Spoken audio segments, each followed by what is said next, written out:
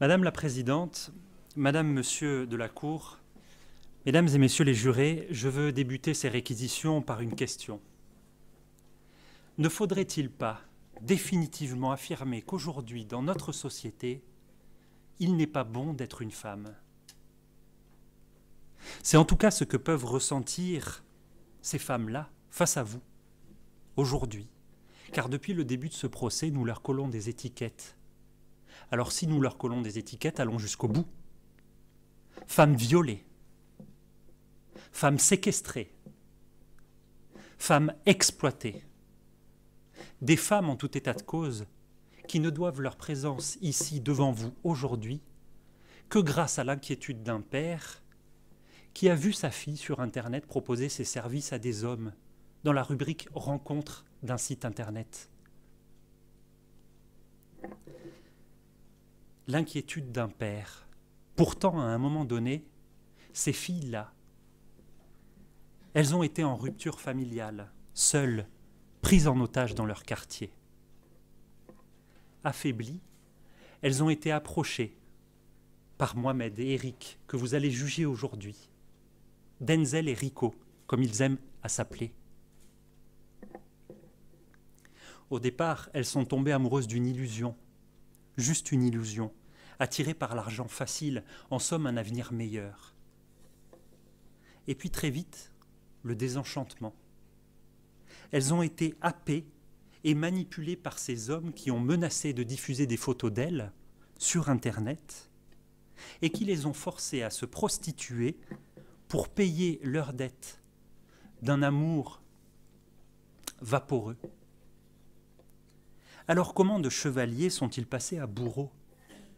Simplement, ils les plaçaient dans des chambres d'hôtel miteux, des appartements poisseux, pour assouvir la libido de sombres inconnus toujours plus nombreux.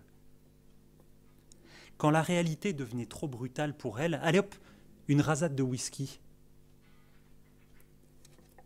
pour se donner du courage et affronter des cadences de passe toujours plus nombreuses. Du courage. Auriez-vous, vous-même, une seule seconde, le courage d'enchaîner 2 actes, 3 actes sexuels imposés par ces malfrats avec des inconnus? Eh bien, ces jeunes filles-là en enchaînaient 10, 12, parfois 15 sur une seule journée. 15. Pendant qu'une fille travaillait, leur protecteur fumait sagement leur cigarette dans une chambre à côté, muni d'armes pour les mauvais payeurs, pour les violents, pour les trop lents. À la fin de l'acte, elle tapait contre le mur pour signaler qu'il fallait amener le client suivant. Parce que si jamais elles refusaient, elles étaient passées à tabac, frappées, privées de nourriture, séquestrées et violées, encore et encore. Ces proxénètes piétinaient l'humanité de ces jeunes filles, réduites en bêtes de somme qui subissaient la cadence infernale du rendement sexuel, des chefs d'entreprise et des ouvrières du sexe. Embauchées, dirigées, manipulées, exploitées, vendues, c'est ça le proxénétisme dans le code pénal. Et parce qu'il prolifère dans des quartiers à la merci des plus jeunes, il porte un nom, le proxénétisme des cités, qui devient endémique. Parce qu'il faut comprendre, les profits sont énormes. On parle de 10 000 € par semaine pour ces 4 filles-là, un demi-million d'euros par an. Ces hommes en face de vous ont trouvé avec une facilité déconcertante, je le concède, que ces filles constituaient une marchandise plus intéressante que la drogue qu'ils manipulaient jusqu'alors. Pas d'investissement de départ, contrairement à la drogue. Pas de logistique pour s'approvisionner. Et puis, aucune marchandise à stocker. Les filles viennent de leur quartier. Et puis, la drogue, elle est consommée une fois. Mais la fille, elle est consommée une fois, 10 fois, 100 fois, 1000 fois. un trafic si simple à organiser, qu'il y avait même des sex-tours programmés de ville en ville pour les clients les plus fidèles. Ces hommes organisaient tout, et aujourd'hui ils viennent vous dire, elles étaient consentantes. Alors oui, certaines vous l'ont dit devant votre cour. Elles avaient commencé ces pratiques-là pour se sortir de leur quartier dirigé par des caïds, leur prison bétonnée. Elles devaient gagner de l'argent, et vite. Mais elles n'ont pas choisi la suite. Et puis, ce ne sont pas ces femmes qu'il faut blâmer, mais plutôt notre société qui n'est pas encore en mesure de leur offrir autre chose que ce qu'elles ont fait. En somme, si la richesse de notre société pouvait se mesurer à sa capacité à prendre en charge, à protéger les plus faibles, eh bien alors, vous avez là un exemple de la pauvreté de notre société. Nous n'avons pas su les protéger. Elles ont été soumises par des hommes sans scrupules, sans honneur, mais après tout, on pourrait dire, ça se passe comme ça chez le MAC. Ces MAC-là soumettent ces filles pour qu'elles se persuadent elles-mêmes que leur propre plaisir à elles est de les servir, eux, moyennant un passé à oublier, un quotidien luxueux, avec champagne et Louboutin, pour assurer un lendemain sans chagrin. Ces MAC du XXIe siècle tentent de nous faire croire que l'acte sexuel n'est que brutalité, pornographie et monnaie. Mais où sont la douceur, l'intimité avec eux? Ces hommes sont affreusement dangereux. Ils nous rappellent que la traite des êtres humains n'est pas un phénomène réduit à l'histoire de l'esclavage. C'est encore très actuel et vous en avez la preuve. Aujourd'hui, ces hommes ont exploité 4 filles en les mettant à disposition de tous ses clients, alors même qu'elles étaient victimes de proxénétisme. Ils ont nié leur dignité de personne humaine, et vous n'existez que pour votre enveloppe charnelle, c'est ça qu'ils ont voulu leur dire. Il faut faire attention parce que le proxénétisme des cités, ce n'est pas un phénomène caché.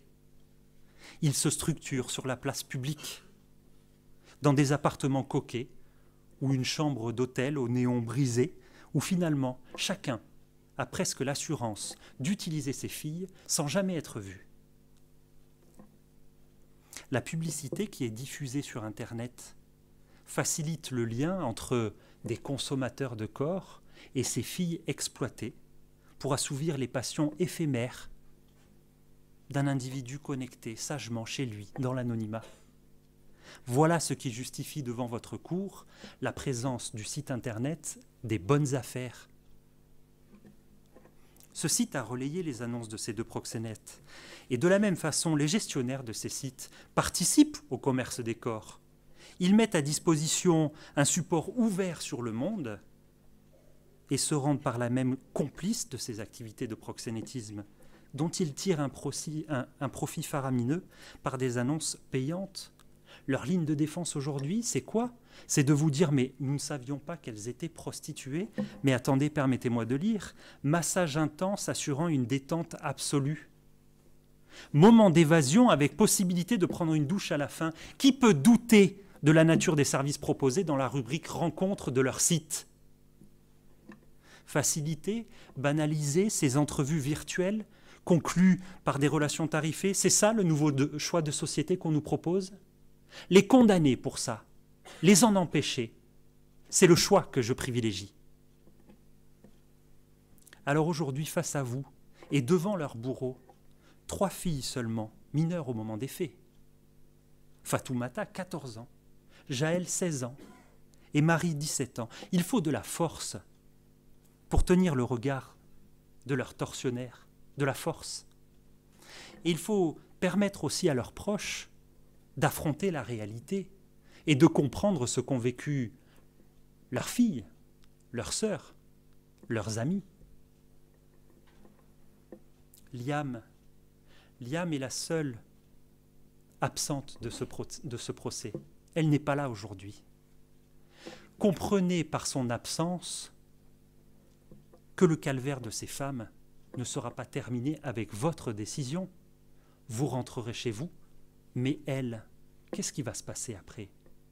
Ces hommes-là ont réussi à leur inculquer la culture de la honte et la peur des représailles sur elles-mêmes, mais aussi sur leurs proches. Votre décision leur rappellera pourtant que ce sont elles les victimes. Je l'ai dit, ces hommes sont dangereux et nous devons être intransigeants à leur égard. La société ne doit pas craindre de les mettre à l'écart. Et elle ne doit pas craindre de préserver celles et ceux qui risquent de tomber entre les mains de ces deux malfrats. Ils encourent 20 ans de réclusion criminelle parce que les actes de proxénétisme ont été commis en bande organisée. La justice, pourtant, leur avait déjà tendu la main par le passé. Mais la justice, elle ne doit pas être aveugle, sourde ou laconique. Elle doit faire preuve de fermeté et frapper avec la force du poing tous ceux qui la bafouent.